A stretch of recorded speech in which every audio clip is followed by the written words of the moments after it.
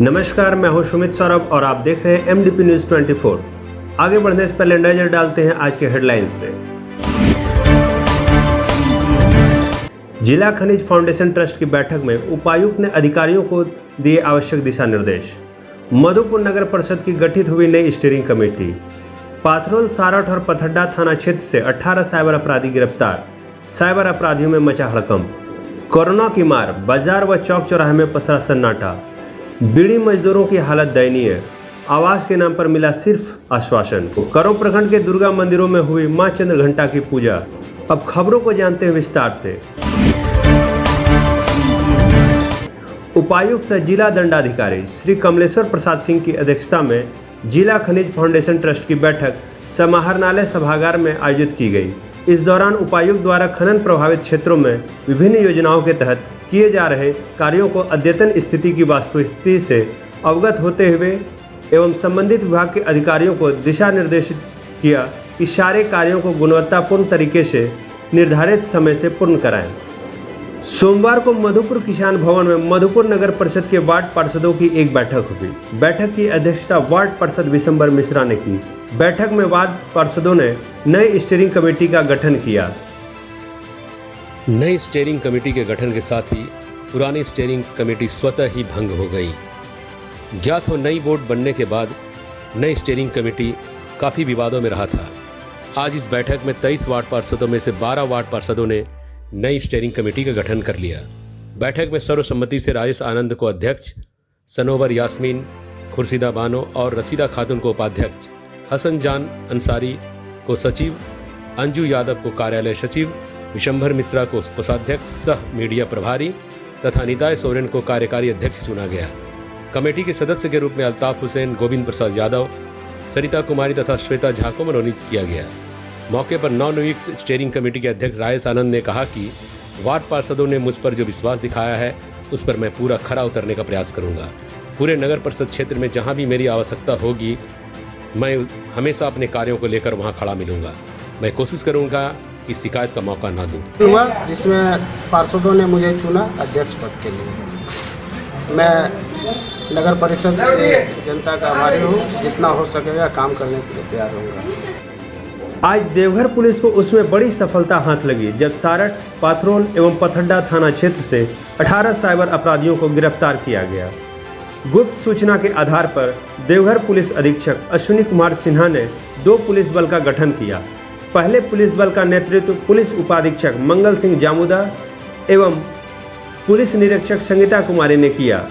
वहीं दूसरी पुलिस बल का नेतृत्व सारठ थाना के अनुमंडल पुलिस पदाधिकारी आमोद नारायण सिंह एवं पुलिस निरीक्षक साइबर थाना श्री होनहॉग ने किया। रविवार की रात सारठ थाना क्षेत्र के सुखजोरा और गोबरसाला गांव, पथरड्डा थाना क्षेत्र के गांव डुमरिया और पथरोल थाना क्षेत्र के गांव टेंडेरी मलमला में छापेमारी कर कुल 18 साइबर अपराधियों का गिरफ्तार कर जेल भेज दिया गया। यह सभी साइबर अपराधी फर्जी मोबाइल नंबर से फर्जी बैंक पदाधिकारी बनकर एटीएम बंद होने, केवाईसी अपडेट तथा फोन पे और पेटीएम पर मनी रिक्वेस्ट भेजकर पैसों की ठगी कर रहे थे। गिरफ्तार किए गए साइबर अपराधियों के पास से 43 mobile, 54 SIM, 32 passbook, 14 ATM, 5 chequebook, 1 laptop, 1 Apache motorcycle तथा 96,000 रुपये नकद बरामद किए गए हैं। देवघर पुलिस के द्वारा लगातार साइबर क्रिमिनल के अगेंस्ट में छापामारी की जा रही है। उसी के अंतर्गत सारठ थाना क्षेत्र और पथरड्डा ओपी क्षेत्र में छापामारी की गई है, जिसमें कुल 18 साइबर क्रिमिनल्स को गिरफ्तार किया गया है। उनके पास से 43 mobile, 54 SIM, 32 passbook, 14 ATM, chequebook 5, 1 laptop, 96,000 रुपया, 4 पहिया वाहन आल्टो 1 और अपाची मोटरसाइकिल 1 इसकी बरामदगी की गई है। क्या मान रहे हैं, कहीं इसके कोई आपराधिक इतिहास भी है, पहले से भी इसका है या? इनके आपराधिक इतिहास के बारे में पता किया जा रहा है और अगर इनका आपराधिक इतिहास होगा इनको बेल मिलने में कठिनाई होगी। हम लोग उसको केस डायरी में अंकित करेंगे। कैसे ठगी करते थे ये लोग, कैसे ठगी करते थे? ठगी करने का मामला, पहले बैंक अधिकारी बनकर एटीएम का नंबर लेते थे या एटीएम का बंद होने की बात करते थे। उसके बाद उनसे ओटीपी प्राप्त कर पैसे की निकासी कर लेते थे। नो योर कस्टमर KYC के द्वारा ठगी करते थे, पे फ़ोन और पेटीएम मनी रिक्वेस्ट के द्वारा ठगी करने का काम करते थे, गूगल पर विभिन्न तरह का एडवर्टीज़मेंट दे करके ठगी करते हैं, या टीम व्यूअर और क्विक सपोर्ट जैसे चीज़ों को इंस्टॉल करने के नाम पर भोली भाली जनता को ठगी करने का प्रयास करते हैं। मार्गो मुंडा प्रखंड क्षेत्र के दर्जनों चौक चौराहों पर कोरोना वायरस के प्रभाव से दुर्गा पूजा जैसे पर्व में भी सन्नाटा दिखाई दे रहा है। प्रखंड क्षेत्र के व्यवसायियों का कहना है कि अपने परिवार का भरण पोषण इन्हीं दुकानों के भरोसे करते हैं, परंतु इस वर्ष दुर्गा पूजा फीका ही मनाना पड़ सकता है क्योंकि हमारे दुकानों में ग्राहक ही नहीं है। पिछले बीते वर्षों में दुर्गा पूजा के समय जिस प्रकार की भीड़ बाजारों में रहती थी वह इस वर्ष देखने को नहीं मिल रही है।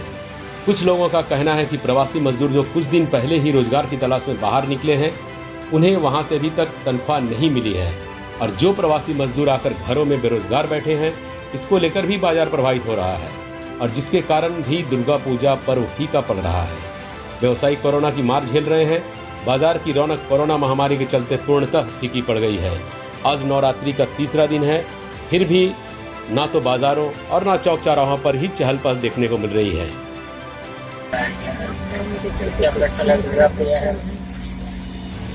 कुछ सहायता प्रदान किया जाए या फिर कुछ ऐसा रोजगार उत्पन्न किया जाए कि लोग इस कोरोना काल में भी अपने घर में रह सके और अपने परिवार का जीवन यापन कर सके।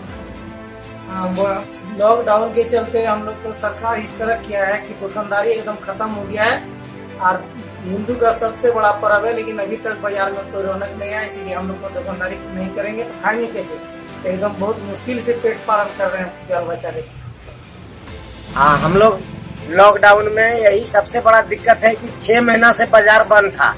हम लोग दुकानदारी किसी तरह पूजा में आशा रखे थे कि दुकानदारी करेंगे, इसमें भी बाजार में देखते हैं एकदम कुछ नहीं है। हम लोग कोरोना वायरस के डर से बहुत बचे हुए थे, अब बचे हुए रहना चाहते हैं, फिर भी साल भर का त्योहार है, बच्चा बुतरुक बनाने के लिए किसी तरह का जीवन यापन करने के लिए उपाय किया जाए। प्रसिद्ध शायर फैज अहमद फैज की गजल है, ये हाथ सलामत है जब तक, इस खून में हरारत है जब तक, इस दिल में सदाकत है जब तक, इस नुक्त में ताकत है जब तक। कोरोना संकट ने गरीबों को झकझोर कर रख दिया है। पाथरोल निवासी किशन मेहरा ने बताया कि शरीर अस्वस्थ होने के बाद भी बीड़ी बनाना फिर से नियति बनती जा रही है। बता दें कि देवघर जिले में 88,000 बीड़ी मजदूर हैं, जिसकी आजीविका का मुख्य साधन बीड़ी बनाना है। पूर्व सांसद कांग्रेस पार्टी के वरिष्ठ नेता फुरकान अंसारी ने इन बीड़ी मजदूरों के लिए भवन निर्माण की पहल की थी, जो अब ठंडे बस्ते में चला गया। अब दोबारा बीड़ी मजदूरों को आवास दिलाने के लिए बीड़ी मजदूर नेता बसंत झा ने झारखंड सरकार को पत्र लिखा है। जो मेरा बीड़ी मजदूरों का काम हो रहा था, मुझे माननीय फुरकान अंसारी साहब ने जो लाया था यहाँ बीड़ी मजदूर का काम झारखंड में, वो बीच में रुक गया था, लेकिन फिर माननीय प्रधानमंत्री द्वारा भी इस काम को चलाया गया। लेकिन दुख की बात यह है कि मैंने 6223 आवेदन झारखंड रांची हाउसिंग बोर्ड में भेजा है, वो अभी तक उस पर कोई काम नहीं हुआ है। इसके लिए मैंने तो 3-4 मंत्रियों को इसके पत्र लिख करके, 3 पन्ने की पत्र लिख करके मैंने उन्हें जनाया है, और उन लोगों ने भी आश्वासन भी हमसे कहा है कि इन्हें बीड़ी मजदूरों का काम शीघ्र ही हो जाएगा। और मैं अनुरोध करता हूं कि बीड़ी मजदूरों का काम के लिए जो मेरा पड़ा हुआ है हाउसिंग बोर्ड में, उसका काम अभी कोडरमा हाउसिंग में, कोडरमा जो कर्मा में जो हमारा इसका कार्यालय है, उस कार्यालय में इसका काम चल रहा है, टंक निवास का प्रिंटिंग हो रहा है, और वो आवेदन प्रिंटिंग होते ही 6223 आवेदन का स्वीकृति शीघ्र से शीघ्र होना चाहिए। तो नवरात्र शुरू होते ही मां दुर्गा की आराधना आरंभ हो गई है। अनुमंडल के करौ प्रखंड के दुर्गा मंदिरों में दुर्गा पूजा को लेकर पूरे इलाके का वातावरण शनै शनै भक्तिमय होता जा रहा है। प्रसिद्ध व आकर्षक दुर्गा मंदिर डिंडा कोली करौ के दुर्गा मंदिरों में नवरात्र के तीसरे दिन मां दुर्गा की तीसरी शक्ति चंद्रघंटा देवी की विधिवत उपासना की गई। स्थानीय सावटोला स्थित प्राचीन काली मंदिर में प्रयाग पांडे ने देवी चंद्रघंटा को मंत्र के साथ आह्वान किया। चंडी पाठ करते हुए चंद्रघंटा देवी के रूपों का बखान करते हुए कहा कि इनके मस्तक में अर्धचंद्र है, वाहन सिंह है। मन, वचन, कर्म और पवित्र भाव से सशरीर उपस्थित हो आराधना करने से पारिवारिक दुख दूर हो जाता है। माँ चंद्रघंटा कल्याणकारी वो शक्तिदायक देवी है। इस अवसर पर श्रद्धालुओं ने बताया कि महंगाई और लॉकडाउन के चलते इस साल पूजा फीका है। वहीं एक दैनिक मजदूर एक प्रश्न के उत्तर में कहा कि पेट चलाना कठिन हो रहा है बाबू, तो कपड़ा लत्ता पाक पकवान कहाँ से जुगाड़ होगा।